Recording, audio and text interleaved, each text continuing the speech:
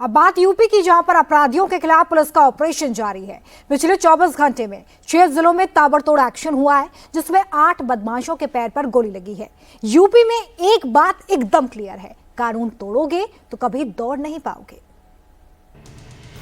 एक अपराधी के कंधे का सहारा देकर पुलिस वाले उठाते हैं, फिर अपराधी की तलाशी लेते हैं। एक पॉकेट से 2 जिंदा कारतूस और एक पॉकेट से मोबाइल और कुछ पैसे बरामद होते हैं। पुलिस ने इस अपराधी को इसके गुनाह की ऐसी सजा दी कि ये अपने पैरों पर चल भी नहीं पा रहा। पुलिस के साथ एनकाउंटर में इसका एक और साथी पकड़ा गया। दोनों का नाम है सूर्यकांत चौरसिया और अर्जुन मिश्रा। इन दोनों का गुनाह यह है कि दोनों अपने एक और साथी के साथ मिलकर 30 अगस्त को कानपुर के सिकंदरपुर लोहरी मार्ग पर स्कूटी सवार दंपति को अपहरण करने का प्रयास किया। पीड़ित दंपति की शिकायत के बाद कई धाराओं में मुकदमा दर्ज किया गया। उसके बाद से इन अपराधियों की तलाश जारी थी। गुरुवार को तड़के पुलिस को जानकारी मिली ये अपराधी अपने एक और साथी के बाइक से कहीं जा रहा था, तो पुलिस ने घेराबंदी की, जिसके बाद इन दोनों ने पुलिस पर फायरिंग करते हुए भाग निकलने की कोशिश की, लेकिन पुलिस की जवाबी कार्रवाई में दोनों के पैर में गोली लगी, जिसके बाद ये पकड़ लिए गए। इन अपराधियों के पास से पुलिस को एक अवैध तमंचा, कई जिंदा कारतूस और एक मोटरसाइकिल बरामद की। आगरा में पुलिस को बड़ी सफलता मिली। पिछले 15 सालों से फरार इस अपराधी सत्यभान उर्फ करुआ को धर दबोचा गया। सत्यभान पर लूट और चोरी के कई मुकदमे दर्ज थे।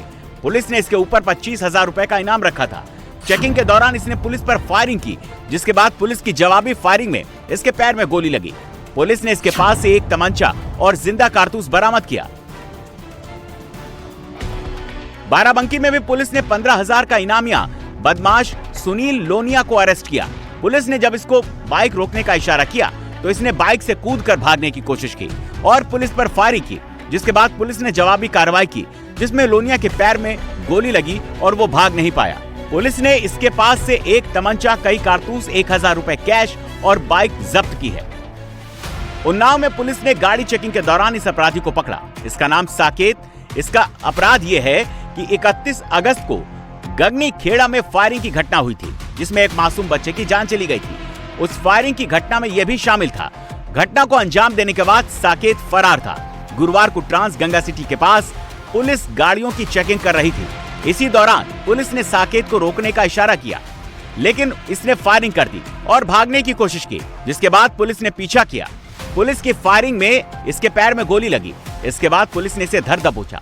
साकेत के पास से पुलिस ने एक तमंचा और कई कारतूस बरामद किए हैं। कासगंज में पुलिस ने 12 घंटे के भीतर इन दोनों बदमाशों को धर दबोचा। पैसे के लेन देन में इन दोनों ने नवाबगंज नगरिया में एक युवक की चाकू मारकर हत्या कर दी थी और एक युवक को घायल कर दिया था, जिसके बाद से पुलिस इन आरोपियों को पकड़ने में जुटी थी। पुलिस ने इनके पास से 2 तमंचे और कई कारतूस बरामद किए। गाजियाबाद की भोजपुर पुलिस की कार्रवाई में 25,000 रुपए का इनामिया बदमाश देवेंद्र पकड़ा गया। पुलिस के मुताबिक ये लूट की घटना में शामिल था। पुलिस ने चेकिंग के दौरान इनको रोका तो बाइक तेजी से भगाने की कोशिश करने लगे। फिसलन होने की वजह से बाइक गिर गई, जिसके बाद इसने भागते हुए पुलिस पर फायरिंग की। पुलिस की जवाबी फायरिंग में इसके पैर में गोली लगी, जिसकी वजह से ये भागने में नाकाम हो गया। पुलिस ने इसके पास से एक तमंचा, कई कारतूस, लूटे गए 6500 रुपए और एक बाइक बरामद की है। गुजरात के बनासकांठा के घर में जब क्राइम ब्रांच ने रेड मारी तो घर के तहखाने में जो मिला वो देखकर पुलिस भी दंग रह गई। लाखों रुपए के नोटों के बंडल भरे मिले, लेकिन जब नोटों की जांच की गई तो बड़ा खुलासा हुआ। क्या है ये खुलासा, देखिए इस रिपोर्ट में। टेबल पर 500 के नोटों की गड्डियां, जमीन पर बिखरे 500 के नोट,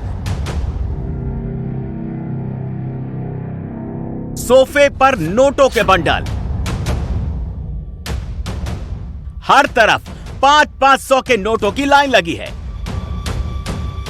इस छोटे से कमरे में चारों ओर नोट ही नोट दिखाई दे रहे हैं।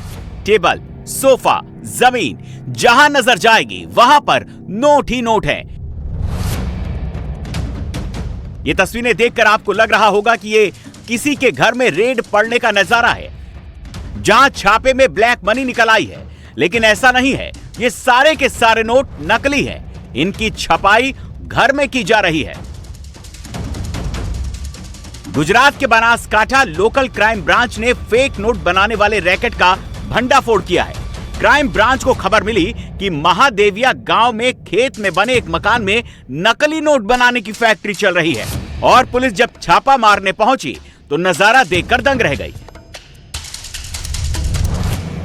मकान के एक छोटे से तहखाने में फेक करेंसी छापने का पूरा सिस्टम बना हुआ था। नोटों की छपाई से लेकर नोटों का बंडल बनाने तक पूरी मशीनरी का इंतजाम किया गया था। 3 colour printing machine, paper cutter और स्कैनर समेत सारी जरूरी चीजें रखी हुई थी।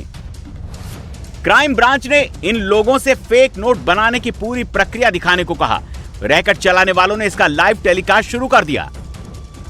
देखिए कितनी सफाई से सारा काम किया जा रहा है। स्कैनर से नोट को स्कैन किया जाता,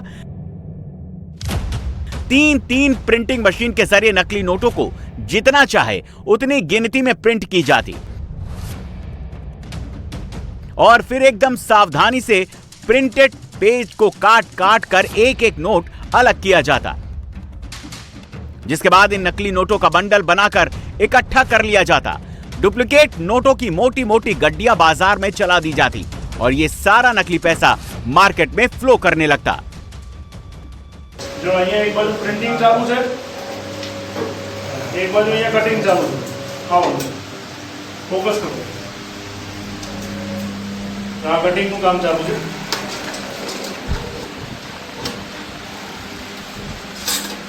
આ નોટો બધી આ કટિંગ કરીને તૈયાર કરી છે, ડુપ્લિકેટ નોટ. અને અહીંયા એક બાજુ પ્રિન્ટિંગ ચાલુ છે અને આટલી બધી નોટો જો તૈયાર ઓલરેડી કરી દીધી છે. इस गोरख धंधा में पुलिस ने लाखों रुपए की कीमत वाले नकली नोट जब्त किए। इतने सारे नोट देखकर पुलिस हक्की बक्की रह गई। पुलिस वाले खुद बैठकर नोट गिनने लगे और छापे में 500 के 7,684 नकली नोट मिले, जिनकी कीमत 40 लाख रुपए है।